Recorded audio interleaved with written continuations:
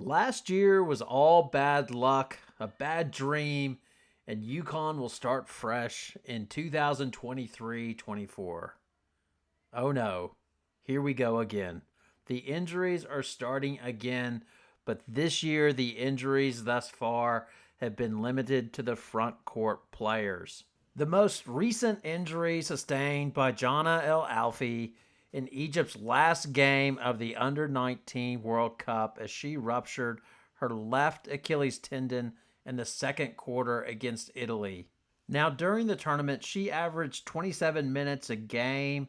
In the last three games, she played 37, 35, and 30 minutes. And then she got injured in the final game of the tournament. That's just bad luck. But I do think her minutes were a little bit high, but hell, this could have happened anyway.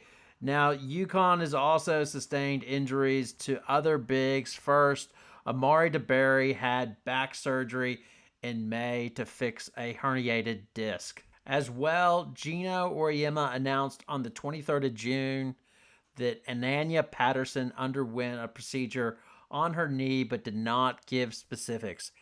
But he compared it to something like Morgan Tuck once had. Now, this is concerning as Morgan Tuck's issue was that she was missing cartilage in her knee, which was identified when she underwent a scan for a bone bruise. This ultimately led to her having microfracture surgery her sophomore year and led to her having a shortened career.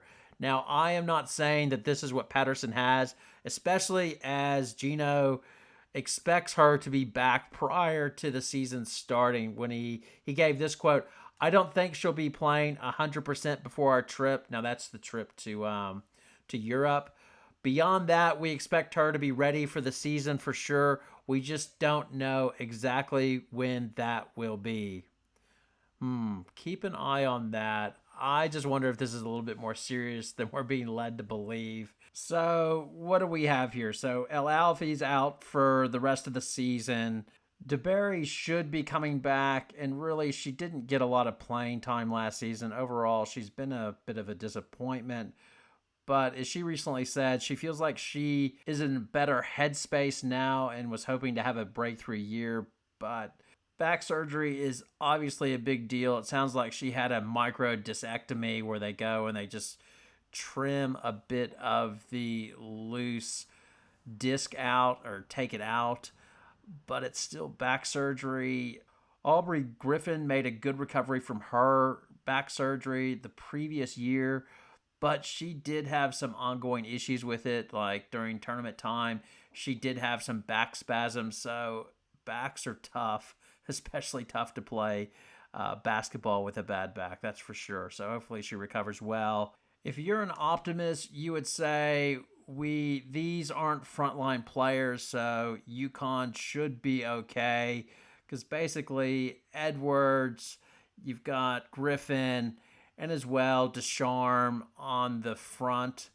As well, you have Ice Brady, who, theoretically she'll be playing power forward next to Edwards or vice versa. So they still have an amazing amount of depth, or not depth, but they still have a lot of talent up front and should be fine if they stay healthy, all of them. Now, here's the question with that. You've got now, I would say they'll probably need to use Descharme at small forward a bit, which I imagine they probably wanted to keep her out of the fray a little bit more just due to her concussion history, and you're just worried the next whack she gets to the head could be not good, obviously. But now they'll probably need her at small forward, and you're just wondering, is she one hit away from being out for the season? The other thing with Ice Brady, she is returning, and her knee, by all accounts, she's made a good recovery from her knee surgery. And listening to the interviews during the preseason, it appears it was just a spontaneous subluxation of her patella. Like she never had a history of that, because I saw an article where she was nervous about this getting back to it because she was taken back by how it just happened out of nowhere, just a misstep. So my concern with her is I'm not worried about the knee she had surgery on. I'm worried about the knee she did not have surgery on. And oh my goodness, could she do the other knee just by an innocuous misstep again on the other knee. Who can give the odds on that? I did a brief look on looking for studies on what the chance of reoccurrent subluxations in the other knee, but I couldn't find any. So hopefully she'll remain healthy. But that is the risk. If anybody else goes down, then they are quite thin at the forward position. Now, one last thing.